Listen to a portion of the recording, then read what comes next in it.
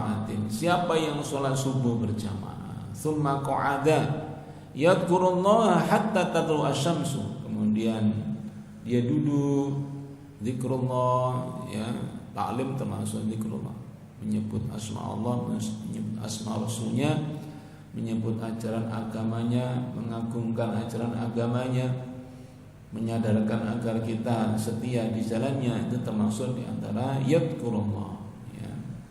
Sampai matahari terbit, summa sholat rakaatin, kemudian sholat 2 rakaat, kanat lahu ka ajri hajjatin wa umratin tamatin.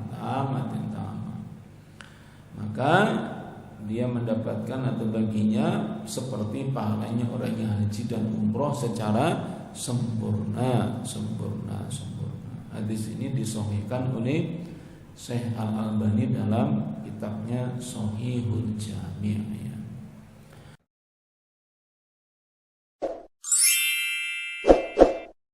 Alhamdulillahi rabbil alamin wal 'aqibatu lil muttaqin wa la 'udwana illa 'alal zalimin. Asyhadu an la ilaha illallah al-malikul haqqul mubin wa asyhadu anna Muhammadar rasulullah as-sadiqul wa'dil amin.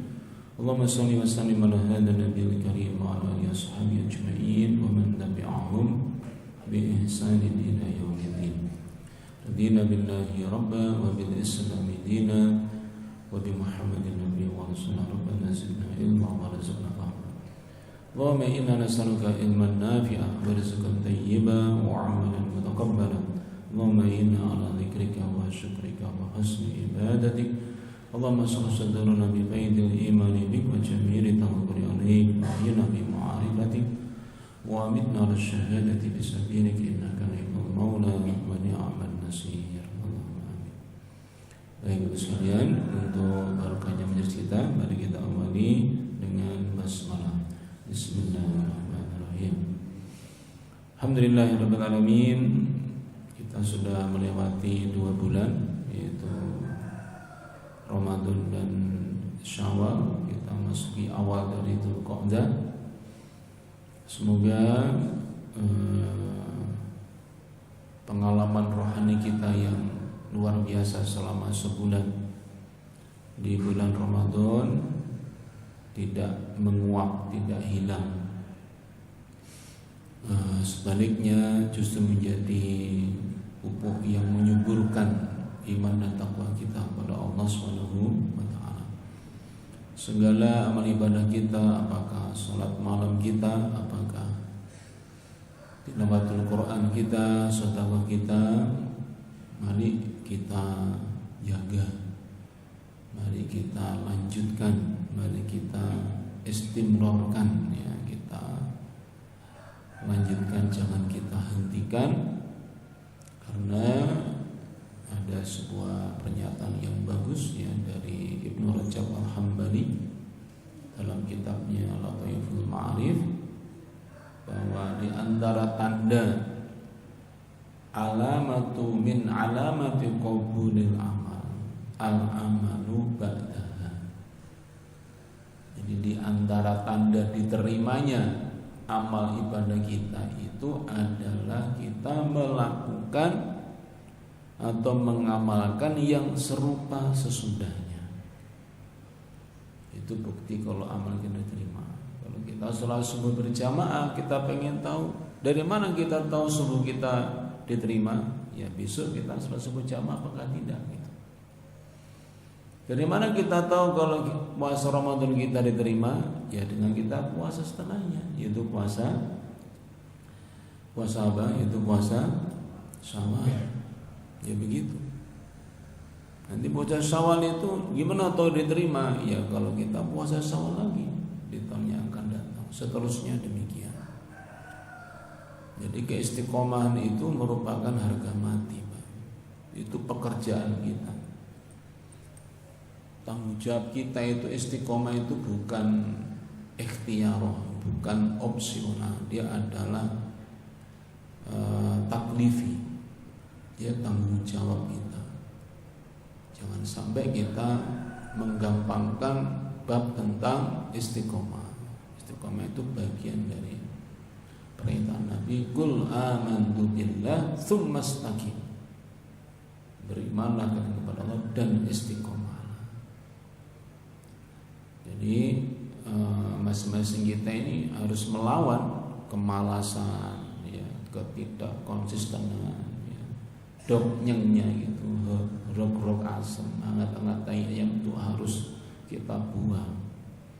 Itu sifat-sifat yang madmumah, sifat yang tercela bagi seorang muslim, ya. Karena itu hal-hal yang kira-kira mendorong kita untuk istiqomah yang kita jalani. Antara lain dengan mujahadah namanya. Mujahadah itu memaksakan diri. Banyak di antara kaum muslimin yang merasa risih dengan istilah mujahadah, dengan istilah memaksakan diri, dengan alasan agama Islam adalah agama yang mudah, agama yang enggak maksa-maksa. Kita dibuat merdeka, kurikulumnya kurikulum merdeka. Sehingga jangan dipaksa. Ini apa dulu kalau maksa iman, mau Islam apa enggak? Iya, enggak boleh kita maksa. La ikraha fiddin. Iya. Tapi kalau sudah berada di dalamnya, kita harus paksakan diri supaya kita bisa sejalan dengan rel-relnya. Bukan kemudian masih kita mengatakan suka-suka saya. Mending saya mau sholat jamaah walaupun enggak setiap hari. Jangan saya disalah-salah, jangan saya dikritik. Jangan begitu.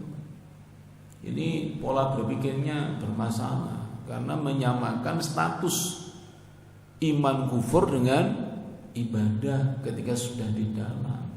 Boleh. Makanya mujahadah itu penting.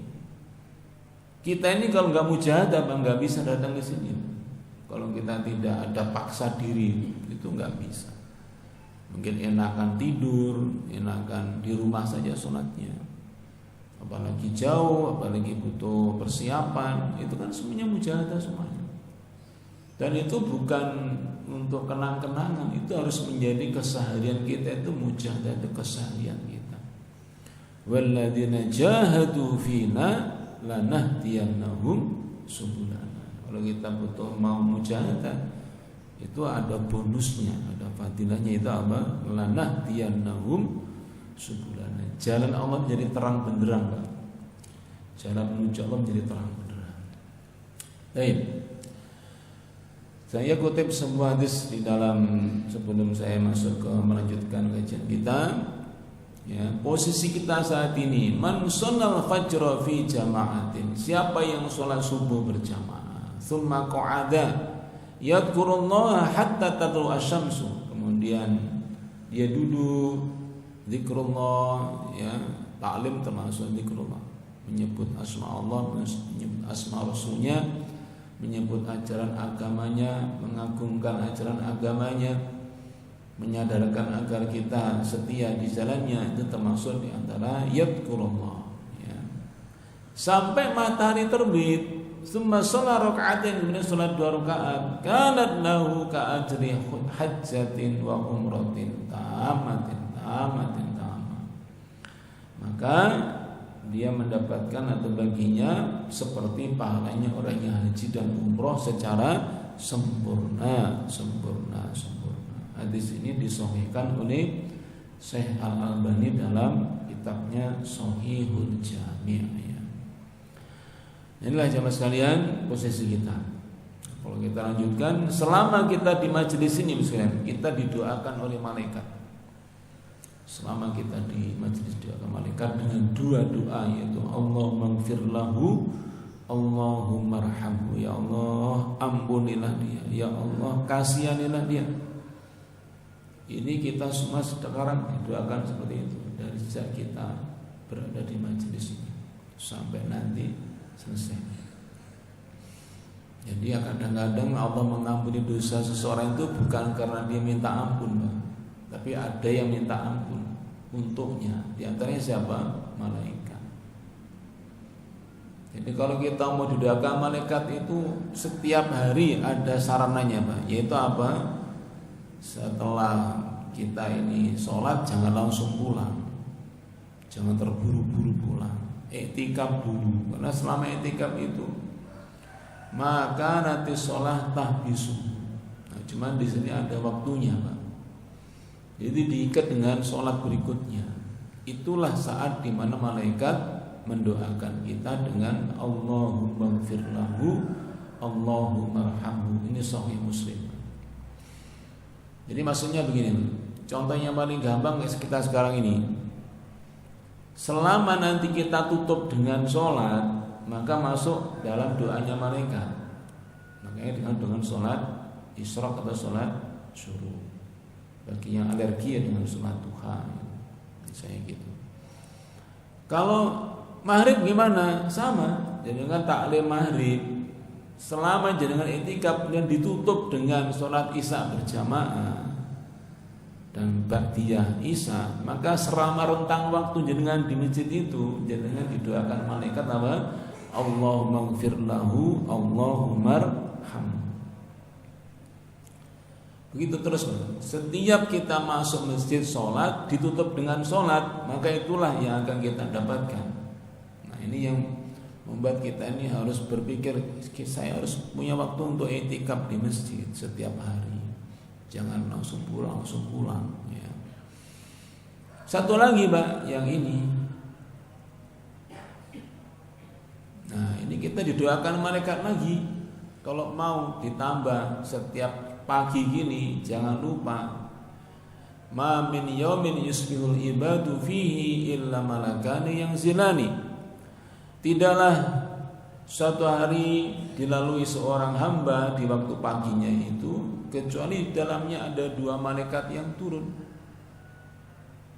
Selalu tiap pagi 2 malaikat turun.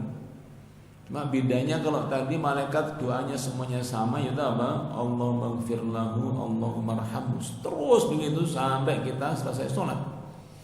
Kalau ini tergantung kita mau ngapain. Dua-duanya siap-siap dengan doanya. Yaitu apa? Malaikatnya pertama mendoakan Allahumma a'ti munfiqan khalafa. Ya Allah, berikanlah ganti yang berlipat-lipat ganda orang yang berinfak ini. Kapan itu? Waktunya waktu subuh. Itu didoakan malaikat. Makanya sudah luar biasa, Takmir sudah menyiapkan kotak infak. Baru mau naik tangga saudara kotak infaknya. Itu jangan ditafsirkan ke pengah butuh kapan ndak butuh ini kebutuhan kita. Kita membutuhkan untuk ada itu supaya kita didoakan malaikat apa? Allahumma ati munfiqan khalafa. Sebaliknya kalau jenengan tidak berinfak padahal punya, namanya mumsik. Mumsik maksudnya adalah orang punya tapi nggak dikeluarkan, tambahnya orang yang bakhil. Nama tiba. Ya, jadi dia punya tapi dia tidak keluarkan, namanya mumsik. Orang yang menahan apa yang dia punya. Dia sebenarnya bisa berinfak tapi dia tidak berinfak. Maka malaikat mendoakan apa? Allahumma a'ti mumsikan talafa. Ya Allah, berikan dia kebinasaan karena kebakhilannya itu. Makanya jenengan itu boleh, Mas. Jenengan boleh nunggu Ramadan untuk zakat. Apakah bagus? Ya bagus. Tapi jenengan terus punya infak itu harus ada intervalnya, ada infak tahunan, ada infak bulanan, ada infak pekanan tiap Jumatan, ada infak harian. Harus punya semuanya jenengan itu.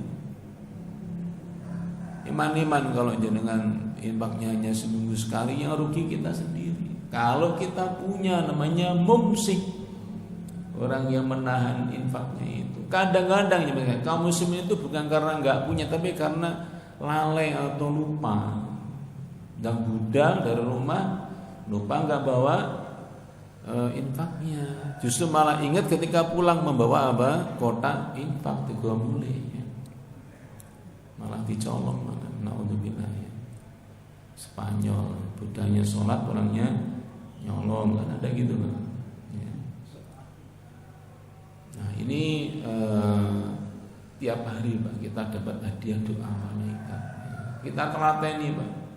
Ikhtiar apapun kita telateni, termasuk ikhtiar didoakan malaikat juga kita nelateni, jangan kita remehkan doa malaikat itu. Jangan-jangan itu penyebab kita masuk surganya Allah Subhanahu wa taala. Allahumma amin. Tidak bisa dari tadi. Kenapa? Sinyal ya. Baik, kita lanjutkan kajian kita kitab Ar-Ruh yang kita masih membahas mengenai azab kubur. Ya, azab kubur.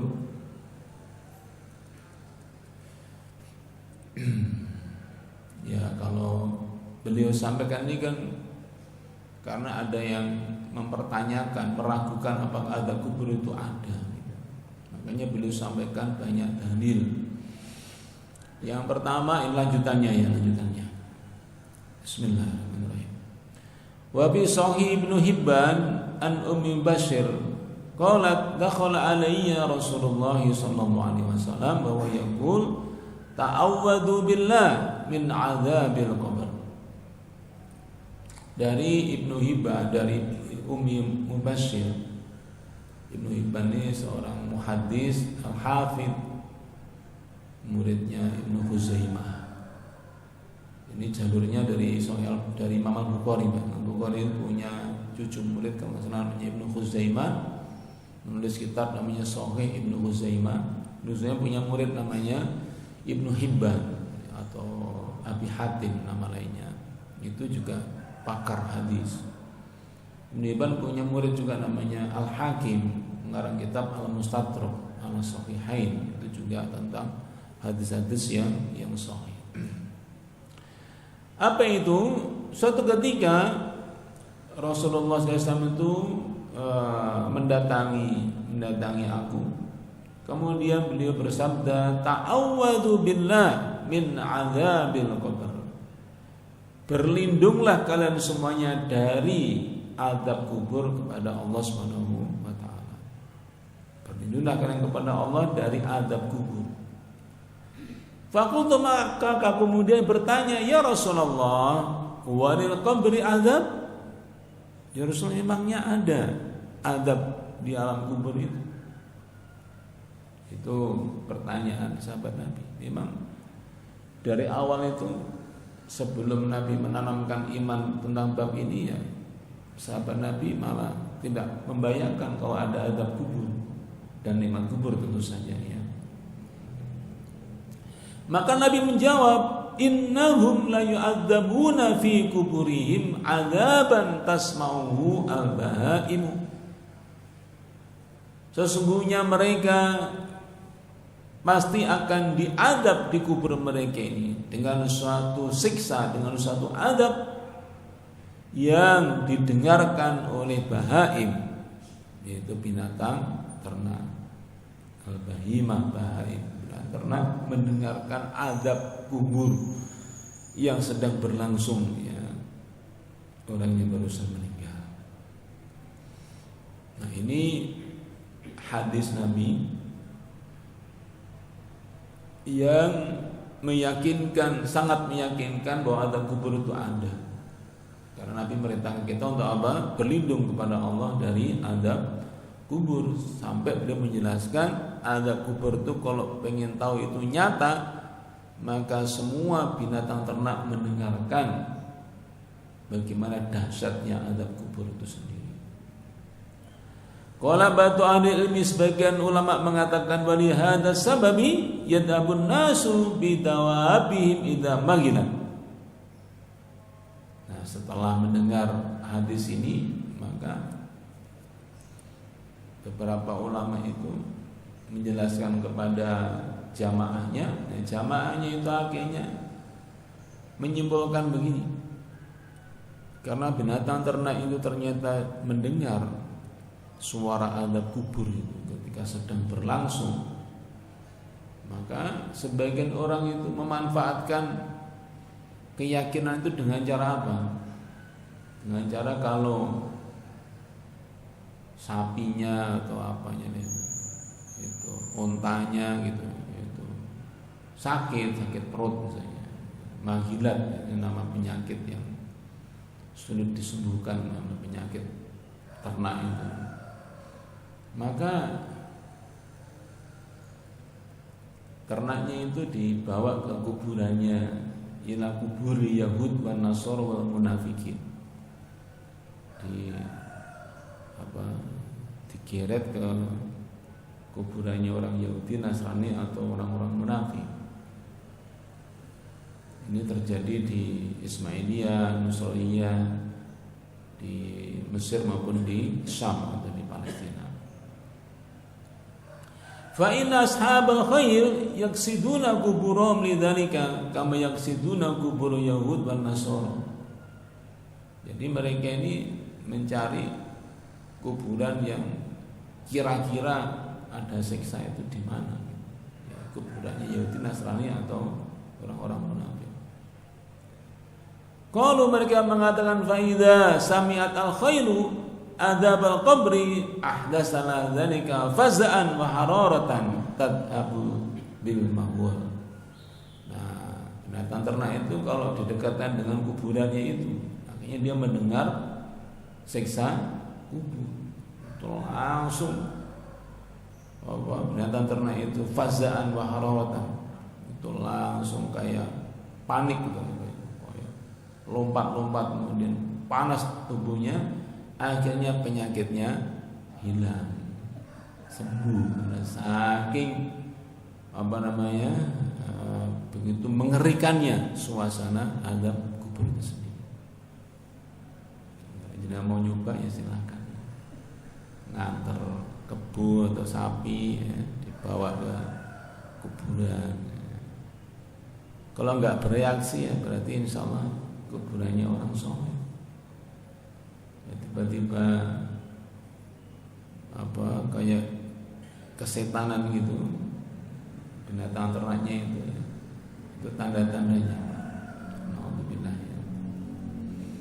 Nah itu pertama. Case yang kedua, qala Abdul Haq al-Isbaini haddatsani al-Faqih Abdul Hakam bin Barrajan berkata, menceritakan padaku, yaitu seorang yang faqih bernama Abdul Hakam bin Barrajan, bahkan min ahli ilmi wal amal, dia dikenal sebagai orang yang berilmu dan orang yang taat beragama.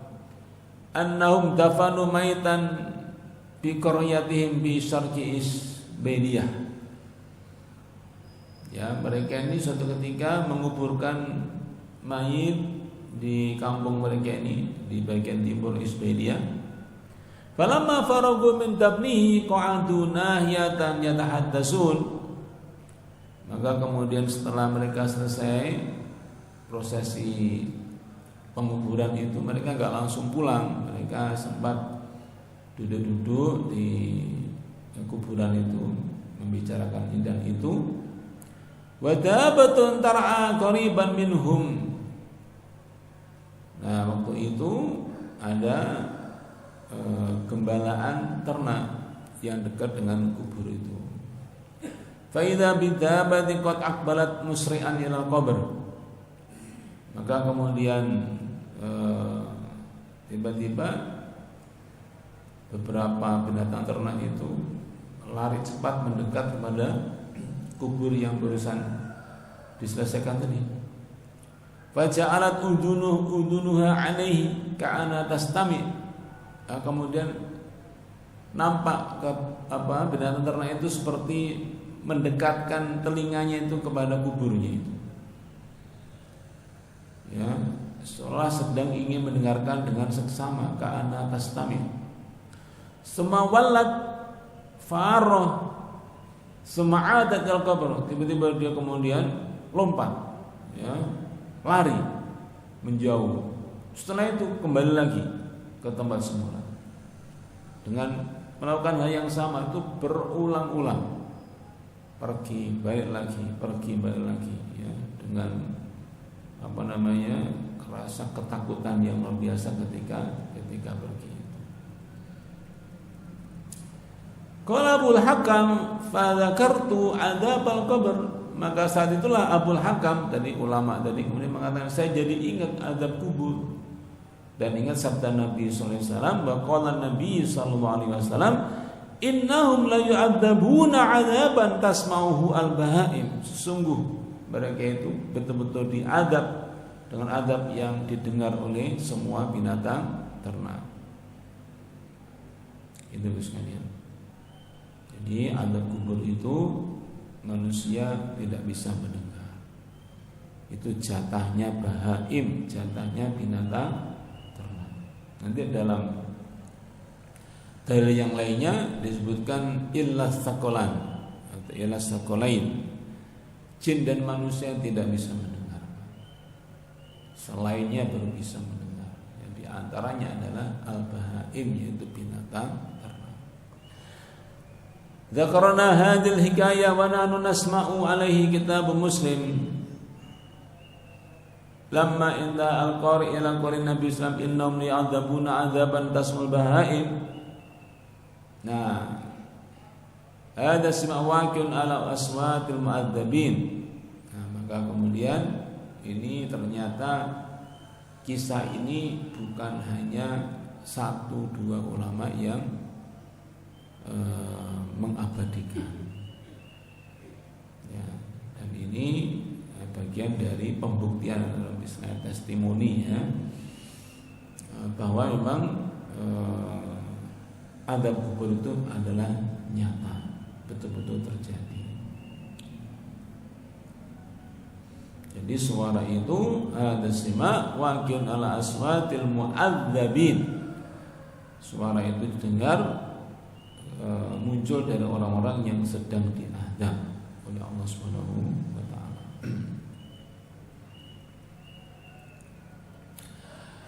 Wa an Aisyah qalat dakhalat alayya yahudiyah fadzakarat adzab al-qabr. Dan dalam riwayat yang lainnya disebutkan ini ada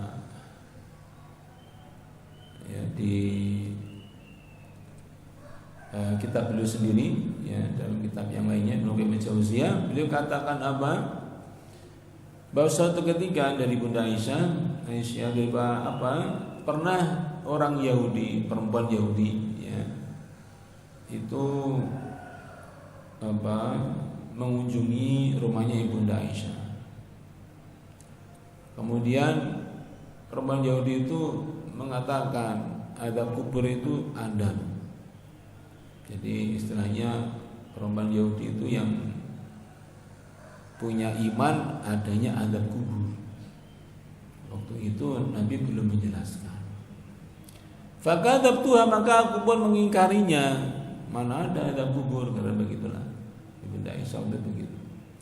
Fatakhala Nabi sallallahu alaihi wasallam alayya, maka setelah itu Nabi sallallahu alaihi wasallam itu mendatangiku.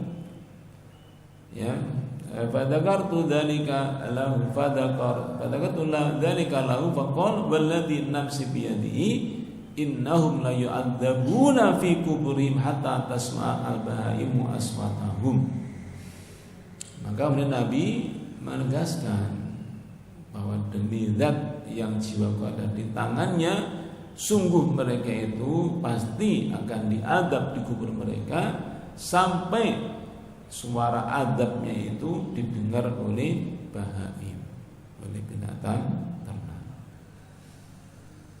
Jadi ini masa transisi, ya, bahwa umumnya sahabat Nabi sebelum Nabi menjelaskan itu memang tidak mengerti kalau adab kubur itu ada. Orang Yahudi yang duluan membaca kitab Tauratnya itu ada keyakinan namanya adab kubur. Ya, waktu itu orang Yahudi yang menemui Ibunda Aisyah. Mungkin kita bertanya, gimana sih hubungannya orang Yahudi dengan kaum muslimin? Ya kita perlu tahu sekalian. Jadi salah satu fenomena besar di Yathrib, di Madinah sebelum Nabi datang hijrah ke Madinah itu, dulu mereka ini didominasi oleh kaum musyrikin, yaitu Aus dan Khazraj. Kemudian tidak lama dari itu tiba-tiba ada migrasi besar-besaran orang Yahudi dari utara, dari Syam. Itu berbondong-bondong datang ke Madinah, Yathrib. Sehingga waktu itu sampai mayoritas penduduk Yathrib itu Yahudi. Karena saking gelombang besar-besaran. dari utara ke selatan, dari Syam ke selatan. Apa judulnya? Ternyata mereka ini dalam kitab Tauratnya meyakini bahwa Nabi akhir zaman yang mereka tunggu-tunggu itu salah satu tanda kenabiannya itu adalah Nabi tersebut pasti akan diusir oleh kaumnya dan pasti hijrah di tempat yang banyak pohon kurmanya. Mereka sudah survei, yang paling banyak pohon kurmanya itu adalah Yathrib. Maka kemudian mereka berbondong-bondong migrasi ke Yathrib dalam rangka untuk menyambut datangnya Nabi terakhir yang mereka yakini berasal dari golongan bangsa Bani Israel. Ternyata bareng sampai sana, ternyata dari Bani Ismail, bukan Bani Israel. Akhirnya apa? Penonton kecewa berat, gitu ya, kecewa berat. Akhirnya mereka bikin ulah macam-macam. Makanya kita sering mendengar hadis Nabi itu ke orang Yahudi datang kemudian bahkan sampai orang Yahudi itu mengatakan kalau kamu hubungan seksual lewat belakang nanti kamu juling anaknya. Itu kan gitu kan? Beberapa riwayat orang Yahudi yang menjelaskan dan sebagainya. Yang karena emang sejak kaum muslimin hijrah ke Madinah memang mereka banyak berinteraksi dengan orang-orang Yahudi. Baik. Selanjutnya beliau katakan Ibnu Qayyim, wa ahaditsul masalati fil qabri katsira, dan hadis-hadis tentang masalah adab kubur ini banyak sekali. Kama fi sahihain wa sunan, sebagaimana dalam Sahih Al-Bukhari, Sahih Muslim dan sunan, kitab sunan yang ada, Sunan Ibnu Majah, At-Tirmidzi, An-Nasai, Abu Dawud dan yang lainnya. Dari Al-Barra ibn Azib anna Rasulullah sallallahu alaihi wasallam qala al-muslimu idza su'ila fi qabrihi wa yashhadu an la ilaha illallah wa anna Muhammadar Rasulullah. Seorang muslim kalau ditanya di kuburnya, dia pasti akan bersaksi bahwa tidak ada Tuhan kecuali Allah dan Muhammad adalah utusan Allah. Seorang muslim pasti begitu jawabannya. Fadzalika qaulullah ta'ala yusabbitullahu alladhina amanu bil qawli tsabit fil hayatid dunya wa fil akhirah. Itulah makna ayat, Allah pasti akan meneguhkan orang-orang yang beriman dengan pernyataan yang kokoh, yang sabit, yang kuat, baik dalam kehidupan di dunia maupun kehidupan di akhirat. Itulah maknanya kaum muslimin itu dibekali dengan dua kalimat syahadat, asyhadu an la ilaha illallah wa asyhadu anna Muhammadar Rasulullah. Bahkan beliau sampaikan ayat ini nazalat fi adabil qabr. Ayat yang tadi yusabbitullahu alladhina amanu bil qawli tsabiti fil hayatid dunya wa fil akhirah. Surah Ibrahim ayat yang ke-28 itu. Turunnya itu karena berkaitan dengan azab kubur. Yuqalu lahu, ditanyakan kepadanya, man rabbuka? Fa yaqulu rabbi Allah. Ditanyakan kepada yang baru meninggal itu di kuburnya itu, siapa Tuhanmu? Kalau seorang muslim dia jawab, Tuhanku adalah Allah. Wa nabiyyu Muhammadin dan wa nabiyyi Muhammadin, dan nabiku adalah Nabi Muhammad. Inilah sebab turunnya ayat Ibrahim ayat 23 tadi itu, ya, yang ke-27 maksudnya. Nah, ini sekaligus untuk menjadi bekal, ya, persiapan kita menghadapi hari setelah kematian kita, bagaimana supaya kita ini bisa menjawabnya. Waqad saraha fi hadzal hadis bi'adati ruh ila badan. Dan hadis ini juga dan juga hadis yang lainnya itu menunjukkan bahwa setelah ruh seorang yang meninggal itu terpisah dari badannya sampai dia dikubur masih terpisah. Nah, ketika sudah selesai prosesi penguburannya itu, maka i'adatir ruh ila badan, maka roh itu kembali ke badannya. Roh itu kembali ke badannya. Bikhtilafi adla'i, meskipun tulang belulangnya, tubuhnya, badannya itu hancur, ya, terpotong-potong, berkeping-keping, maka tetap bisa. Itu kekuasaan Allah Subhanahu wa taala. Ada bayan fi annal adzab 'ala ruh wal badan mujtama'in. Ini juga menjadi dalil bahwa siksa kubur itu bukan hanya ruhnya, tetapi roh sekaligus badannya. Bagaimana caranya Allah membangunkan dari yang atau menghidupkan yang sudah mati? Nah, itu bagi Allah, inna dzalika 'alallahi yasir, bagi Allah itu mudah sekali. Wa qad ruwiya misla hadzal hadisil bara fi qabdir ruh wal masalah wan na'im wal 'adzab. Abu Hurairah hadisu fi musnad wa sahih Abi Hatim anna Nabiy sallallahu alaihi wasallam qala innal mayyita idza wudi'a fi qabri. Di antaranya ini adalah dalam Musnad Imam Ahmad maupun Sahih Ibnu Hibban tadi, bahwa sesungguhnya Nabi sallallahu alaihi wasallam itu bersabda, innal mayyita idza wudi'a fi qabri. Sesungguhnya mayit itu ketika diletakkan di kuburnya, innahu yasma'u khafqani 'alihim. Sesungguhnya mereka mendengar, sesungguhnya si mayit tadi itu mendengar suara sandal dari penziarahnya yang mengantarkan atau menguburkannya itu. Hina yuwalluna anhu, tatkala mereka peziarah itu sudah berpaling untuk pulang meninggalkan kuburannya. Fa in kana mu'minan kanat shalah inda ra'sihi wa siyam an yaminihi wa zakat an simalihi wa kana fil khairat min as-sadaqati was-silati wal ma'rufi wal ihsani inda rijlaihi. Maka kemudian setelah itu, kalau dia seorang mukmin, maka salatnya yang dilakukannya ketika di dunia ada di atasnya, puasanya ada di sebelah kanannya, zakatnya ada di sebelah kirinya, perbuatan baiknya, sedekahnya, silaturahimnya, kema'rufannya, kebaikannya itu bersiap di kedua kakinya. Jadi siap-siap dari segala penjuru dibentengi, ya, dibentengi oleh segala macam kebaikan-kebaikannya ketika di dunia, dari kepala, kaki, kanan, kiri, ya, itu siap-siap dibela, dibentengi oleh semua kebaikan ibadah yang kita lakukan. Fayuta min qabli rasi fadakula sholah makibani madkhol. Maka kemudian didatangkan kepadanya itu dari atasnya, maka kemudian sholat mengatakan makibani madkhol, tidak ada pintu masuk melewati aku. Nanti juga gitu, zakat begitu, kanan begitu, kiri begitu, kakinya juga begitu semuanya. Setelah itu, saya singkat hadisnya, fayaqullahu, kemudian dikatakan kepadanya, ijlis, duduklah kamu. Jadi setelah rohnya masuk kembali kepadanya, kemudian disuruh duduk.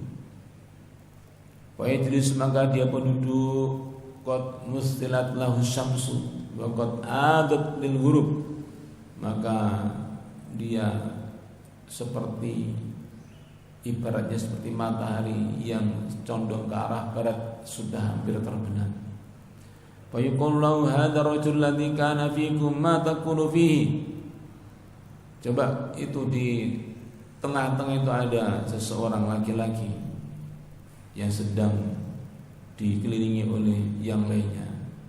Apa yang kau mengatakan kepada orang itu? Mata syadu bi ali, dan kau punya persaksian apa terhadap laki-laki yang di tengah itu? Fayaqul, maka orang beriman mengatakan, da'uni hatta usalli, tinggalkan aku, beri aku kesempatan untuk sholat, aku pengen sholat dulu sebelum menjawab.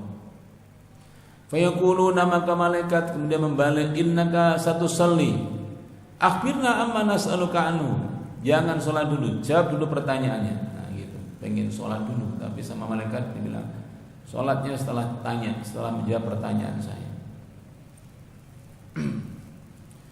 Araita hadzal rajul alladzi kana fikum, tahu enggak kamu siapa orang yang dari tengah itu?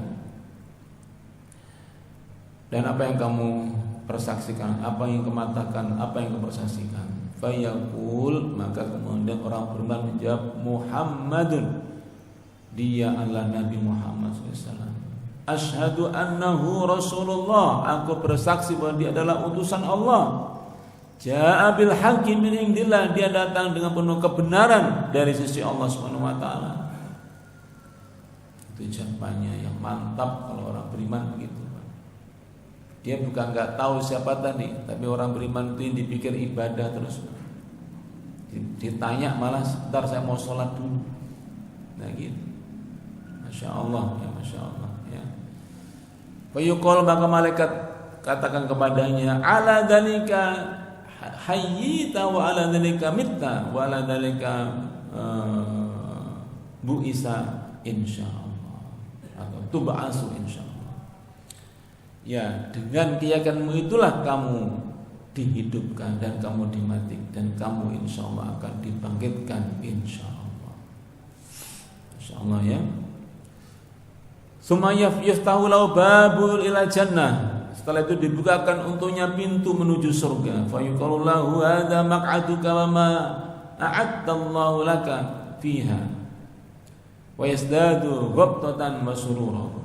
Kemudian setelah diperlihatkan menuju surga itu, malaikat mengatakan, inilah tempat dudukmu nanti di surga. Dan itu semua telah dipersiapkan oleh Allah untukmu di dalamnya. Maka orang beriman itu bertambah-tambah gembiranya, senangnya ditunjukkan malaikat seperti itu. Sumajibsahu lahu fi qabri sab'una dira'an wa yunabiru lahu fihi. Setelah itu kemudian dilapangkan kuburnya sejauh 70 dhira, ya, 70 itu ya, maksudnya luas banget, seluas-luasnya. Dan dicahayai, diterangi, disinari di yang di tempat yang lapang yang luas itu. Wa yu'adu jasadu lima budi'a minhu. Setelah itu kemudian rohnya itu dikembalikan kepada jasadnya seperti semula. Waj'alu nasmatu fil nasam at-tayyib bayatayru yu'laq fi syajari jannah. Setelah itu kemudian rohnya itu, jadi roh yang baik itu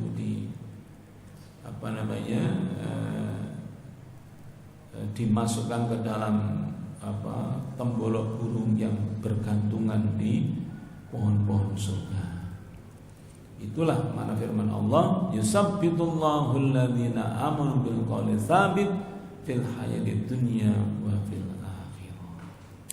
Nah demikian teman sekalian, sebagian berita tentang orang beriman yang husnul khotimah, yang demikian indahnya ya,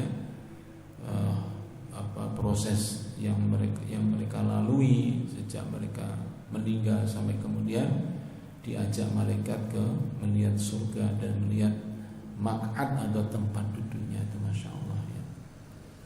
Nah nanti kita akan lanjutkan bagaimana kalau kebalikannya ya. Kalau orang-orang kafir bagaimana, ini yang mengerikan ya, bagaimana nasib mereka nanti menghadapi pertanyaan dari malaikat. Wallahu a'lam bishawab. Karena waktunya, mungkin ada yang mau ditanyakan, saya bisa. Nggih.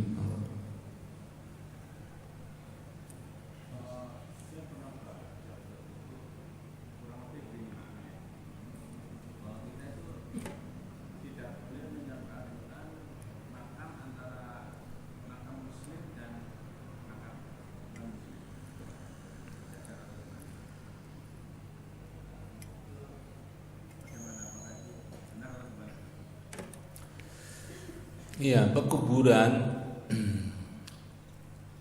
kalau kita mau memperhatikan seluruh ajaran Islam, pada akhirnya harus sampai pada kesimpulan kuburan Islam harus dipisah, harus murni. Yang muslim ya muslim. Itu kalau kita memperhatikan semua tadi. Karena nanti ada yang dulu sudah pernah kita bahas, yaitu ada adab ketika masuk kuburan. Assalamualaikum dara qaumil mu'minin. Assalamualaikum ya ahla diyar minal muslimin wal muslimin wa inna insyaallah bikum lahiqun. Nah, itu afdolnya tentu saja adalah kalau bisa dipisah. Tetapi andaikan karena satu lain hal ternyata digabung, misalnya kalau di TMP ya, atau di medan perang yang juga yang terlibat itu tidak hanya yang muslim, maka itu juga masih bisa dimaklumi. Karena itulah doanya itu sudah mengcover dua-duanya. Assalamualaikum ya ahlan diyar minal mu'minin wal muslimin. Itu untuk mengantisipasi kalau apa? Kita masuk kuburan yang ternyata tidak hanya muslim yang ada di situ. Makanya kita mengucapkan salamnya itu khusus untuk orang yang beriman, mukmin wal muslimin. Wa inna insyaallah bikum lahiqun, dan kami pasti akan menyusul kalian semuanya. Tentunya disusul tentu yang beriman dan yang muslim kan. Masa yang disusul malah yang lain. Makanya dikunci dengan assalamualaikum ya ahlan diyar minal mu'minin wal muslimin. Itu ya. Apalagi kemudian yang pernah kita bahas juga. Jadi kalau kita tuh rajin ziarah kubur kepada almarhumah ibu kita atau bapak kita itu, nanti dihafalkan, Pak. Oleh ahli kubur dihafalkan. Nah, kemudian mereka kalau beriman itu kan santai. Maka benar disebut tempat istirahat itu betul bagi orang yang beriman. Alam kubur itu tempat istirahat, tempat untuk santai, bercengkerama, dulan-dulan ke sesama yang beriman, yang selamat. Kan disebut dalam hadis begitu. Ada kalanya sang anak itu ada di situ, maksudnya sedang ziarah kubur, diucapin salam, ibunya pas nggak di tempat, pas jalan-jalan kemana ke temennya yang di tempat lain, itu dipanggil oleh yang dengar, yang sedang ada di situ tuh dipanggil, Bu, itulah anakmu datang, seperti itu. Itu dihafalin. Ziarah kubur itu kalau kita lebih dari sekali itu dihafalin oleh orang-orang yang beriman yang ada di situ. Senangnya luar biasa. Assalamualaikum ya ahla diyar, langsung semua merasa gembira luar biasa. Lalu kita menuju ke almarhum ibu kita atau bapak kita, masya Allah ya. Makanya